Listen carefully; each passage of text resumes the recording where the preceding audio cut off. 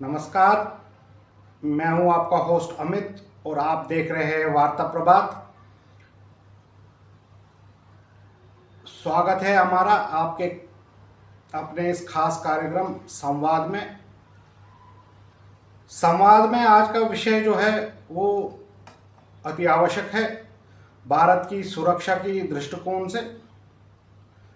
तो आज का जो विषय है वो भारत की वायुसेना को मिलने जा रहा है एक बहुत बड़ा हथियार और उनकी बहुत बड़ी ताकत जो है वो बढ़ रही है। जी हाँ, हम बात कर रहे हैं एक ऐसे मिसाइल सिस्टम की जो दुश्मन के विमान, ड्रोन और मिसाइल सबको 400 किलोमीटर दूर से ही नेस्तो नाबूद कर सकता है, खत्म कर सकता है। जी हाँ, हम बात कर रहे हैं रशिया का टेक्नोलॉजी से बना हुआ S-400 एयर डिफेंस सिस्टम की। भारत को रशिया के साथ चौथे S-400 सिस्टम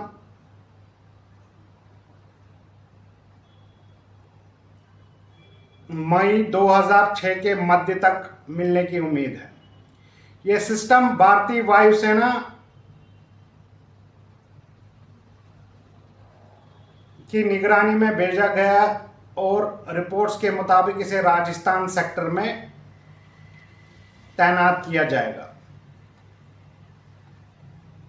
इस तैनाती का सीधा असर कहां पे होगा? इस तैनाती का सीधा असर भारत की पश्चिमी सीमा पे होगा, यानी पाकिस्तान फ्रंट पर। तो जैसा आप जानते होंगे कि भारत की काफी बड़ी लंबी सीमा है ये, वेस्ट कोस्ट जिसको हम पश्चिमी सीमा कहते हैं। अगर हम इसको देखें तो ये लगभग पंजाब से स्टार्ट होकर के गुजरात की कच्छ तक जाती है। तो अब हम S-400 सिस्टम की खासियत की बात करेंगे। सबसे बड़ा जो अहम पॉइंट है इसकी, पहला पॉइंट ये है, ये 400 किलोमीटर तक के टारगेट को ट्रैक और नष्ट कर सकता है।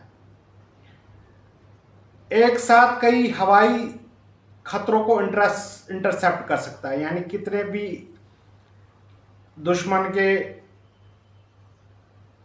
फाइटर जेट्स हो अथवा ड्रोन्स हो, उन सबको इंटरसेप्ट कर सकता है। फाइटर जेट, जैसा हमने पहले बोला, बैलिस्टिक मिसाइल और ड्रोन इस सब के दायरे में आते हैं।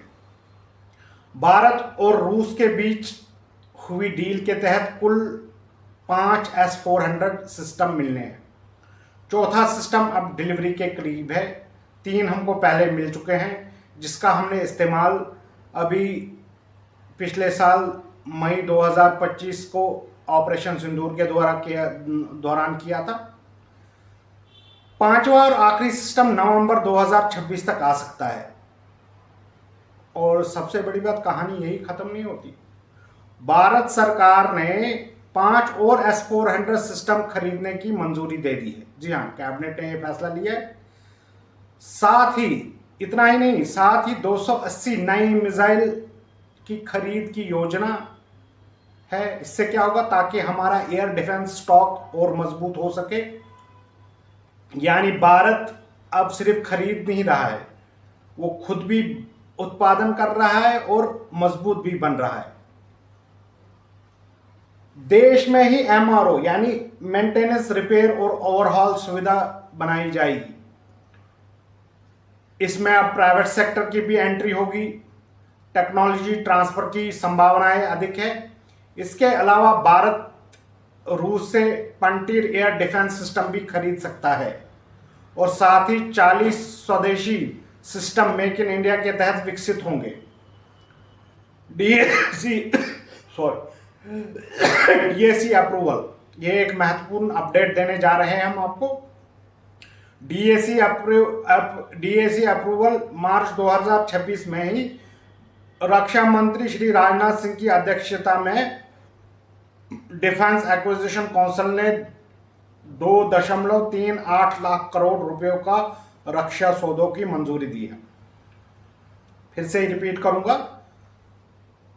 रक्षा मंत्री श्री राजनाथ सिंह की अध्यक्षता में डिफेंस एक्विजिशन काउंसिल ने 2.38 लाख करोड़ रुपयों की रक्षा सौदे की मंजूरी दी है, जिसमें शामिल है S-400 system, medium transport aircraft, drone strike system.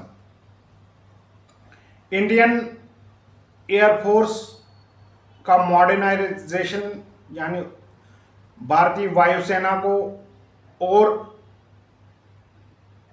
तकनीकी रूप से प्रभावशाली बनाया जाएगा।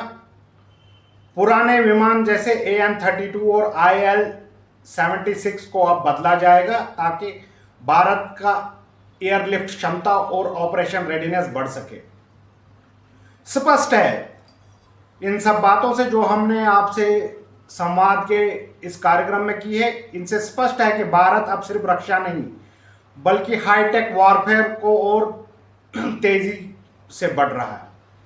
S-400 जैसे सिस्टम भारत की सुरक्षा को नई ऊंचाई दे रहे हैं। आप क्या सोचते हैं, क्या S-400 भारत की सबसे बड़ी ताकत बन सकता है? कमेंट में जरूर बताइए। वीडियो पसंद आए तो लाइक, शेयर और हमारे चैनल वार्ता प्रभात को सब्सक्राइब कीजिए। और अगला वीडियो हम संवाद में किस विषय को लेकर के बनाएं, इसका हमें जरूर अपने सुझाव भेजिए। आपको एक कार्यक्रम कैसा लग रहा है, इसके भी हमें सुझाव जरूर दीजिए, कमेंट जरूर कीजिए और बने रहिए हमारे साथ। मिलते हैं आपसे अगले संवाद के एपिसोड में। तब तक के लिए मुझे आज्ञा दीजिए। जय हिंद, जय भारत।